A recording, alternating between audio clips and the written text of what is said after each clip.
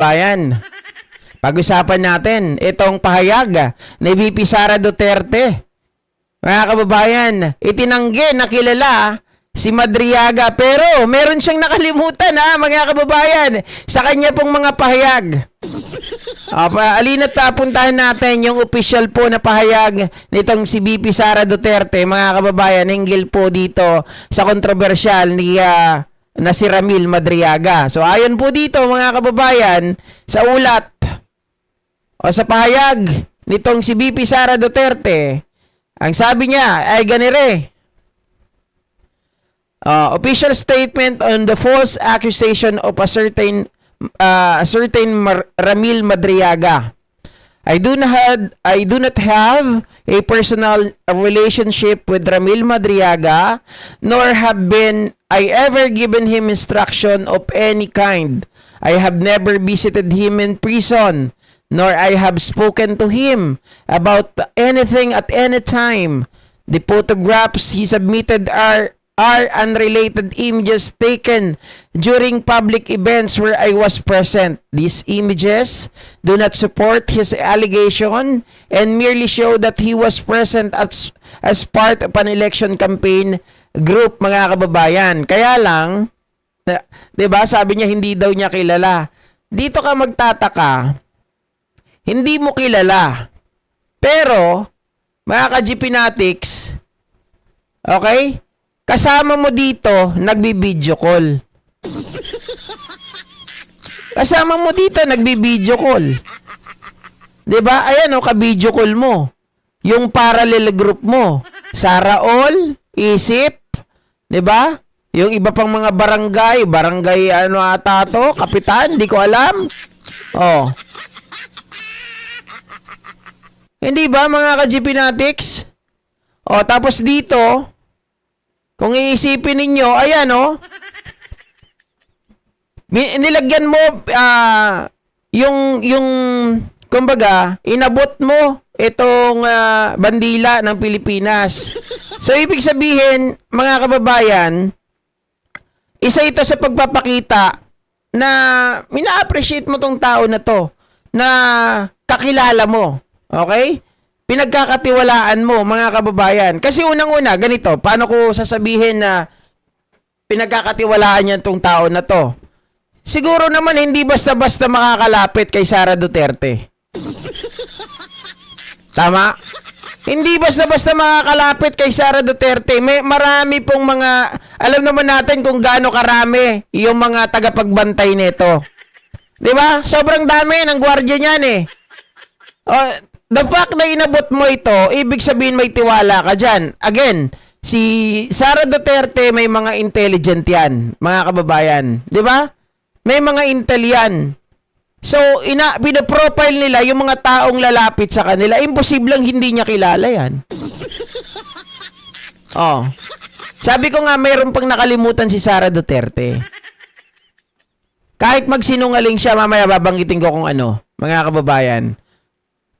Sabi niya dito, Mr. Madriaga has offered no proof, no documents, no corroboration, only accusations, barely allegations, no matter how loudly repeated, amount to nothing more than noise.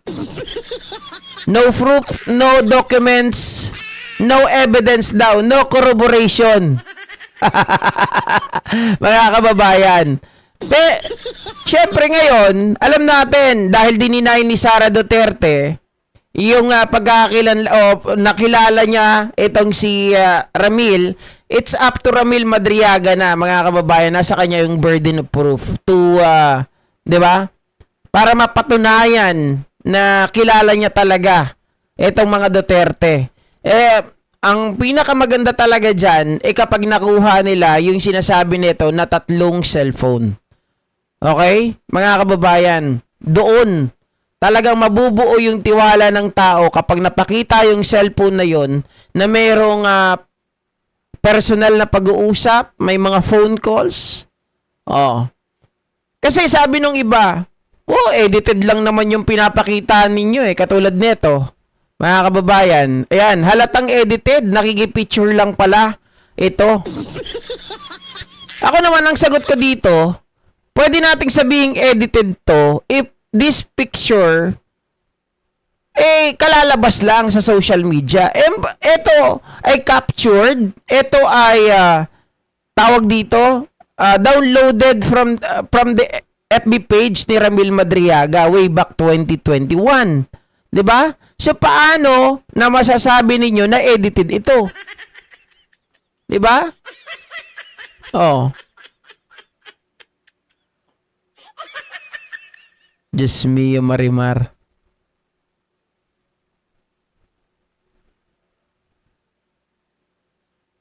Yung mga walang common sense lang ang maniniwala kay Sara Duterte. Sabi ni Gilmar Tebas. Diba? Mga kababayan. Sabi niya, Mr. Madriaga, who is currently facing serious criminal charges and has a prior criminal record, appears to be acting out of desperation to secure his release from detention. Parehas na sila ng ng narrative ni Roque. Na ginagamit daw ang gobyerno para makalaya itong si Ramil Madriaga. He is now disseminating false statement. Ganito lang yan, Sara Duterte. Kung nagsasabi ng kasinungalingan si Ramil Madriaga, bakit nagtatago si Harry Roque? Ba't ayaw niyang lumabas? Bakit ayaw niyang umuwi ng Pilipinas para sa kaso niyang land grabbing? 'Di ba? Mga ka-GP Natics, sasabihin mo na false accusation ang sinasabi ng tao.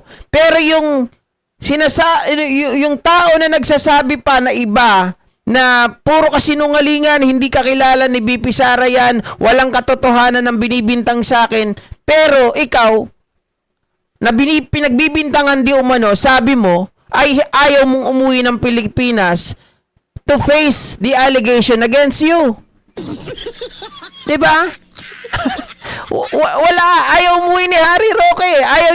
Ayaw niyang harapin yung kaso niya dun sa land grabbing. Oh. Kasi, mga kababayan, they are connected Yung issue niya dyan sa Pogo, issue niya ng land grabbing is Pogo pa rin. Diba? Mauungkat at mauungkat yan Oh. Tapos dito, idinidiin niya, parang rito ang datingan sa akin, kung hindi mo kayang sirain, diba? Yung credibility, o yung kanyang mga accusation, tirahin mo na lang sa kanyang sa personality. Appears to be acting out of desperation to secure his release from detention.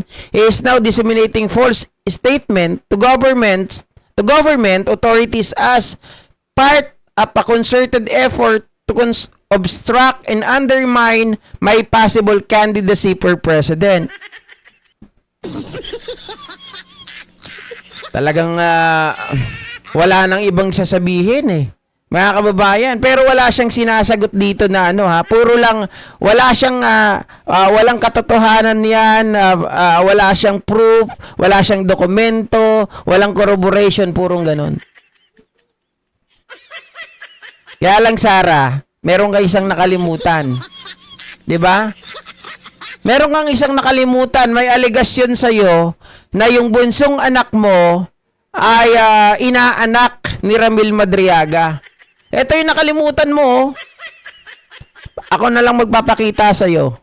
Sana may nanonood ng mga DDS dito.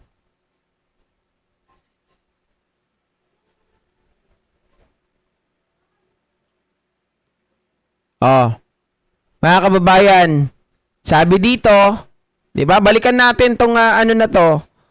Yung paliwanag ni Antonio Montalban. 'Di ba? Sara Duterte and Mans Carpio have 4 children known by Ocean Team nicknames. Micaela, Maria Sharkey, adopted daughter, Mateo Lucas Stingray, Marco Digong Stonefish, and one other unnamed child, all sharing aquatic nicknames as a team chosen by their mother. The godparent of the youngest is Ramil Madriaga. If the DDS think that is a fake news, the church baptismal record is available. Yung church baptismal record, ang nakalimutan mo ata, BP Sara Duterte. Sige, i-deny mo nang i-deny, pero itong church baptismal record, ang babasag sa'yo. Diba? At isa pa, alam nga rin ng kapatid nitong si Ramil Madriaga, ayan mga kababayan, na inaanak ni Ramil ang bunsok anak mo, BP Sara Duterte. Ito sabi ng kapatid ni Ramil Madriaga, for your information, brother, for your information, brother ko yung binabanggit niyang RM na kuyahan ni Sara. At ninong din siya ng bunsong anak ni Sara. Alam niya na about this bago ginawa ni Pebbles ang video na to. May balak si Sara na patahimikin si RM na brother ko with Roque. Tinaniman nila ng ebidensya katulad ng ginawa nila kay Dilima. Sara is evil. Mas evil pa siya sa tatay niyang demonyo. Naawa ko sa inyong lahat na naniniwala sa mga Duterte. Siya ay si Cristina Lagunoy Madriaga. Mga kababayan, anong unang narrative ng mga DDS? Dalawang tao daw itong Ramil Madriaga. Di ba nung una, sabi nila sasot, yung kakilala ni BP Sara, ganito unang narrative nila, wala daw isip Pilipinas. Isip for president, di ba? Inday Sara is my president, wala daw. Di ba? Yan yung unang narrative nila, nabasag. Kasi naglabas po ng certification na itong si attorney, ano bang apelyido nun? Munsayak, mga kababayan, ay binibigyan mismo ng certification ng isip Pilipina, isip for president. Diba? Basag na sila doon. Ngayon, ang sumunod na narrative nila, si Ramil Madriaga daw ay dalawang tao. Dalawang magkaibang tao. Yung nakikita daw sa mga picture, yan daw yung tao nakakilala ni BP Sara. Yung Ramil Madriaga nakakulong, yan daw yung kriminal na kinasuhan ni Roque at may kaso ng kidnapping. Yung kausap daw ni Sara Duterte, yan daw ay iba. Ngayon, napag-alaman na natin, mga kababayan, sila ay iisa. One and the same. Okay? Sila ay iisa lamang po. Basag na sila doon. Kaya dahil hindi po nakayanan ng mga DDS yung narrative, lumabas na si Sara Duterte. Kaya lang, may nakalimutan pa ring detalye. Kahit na lumabas siya, may pahayag siya na ganyan, hindi pa rin may tatanggi. Sana lumabas. Mga kababayan, yung baptismal certificate. Diba? Available daw yan. Nakita na ni Antonio Montalban ng Rappler. Paano yan? Diba? Grabe. Ito naman mga kababayan. Merong pahayag din itong si Pebbles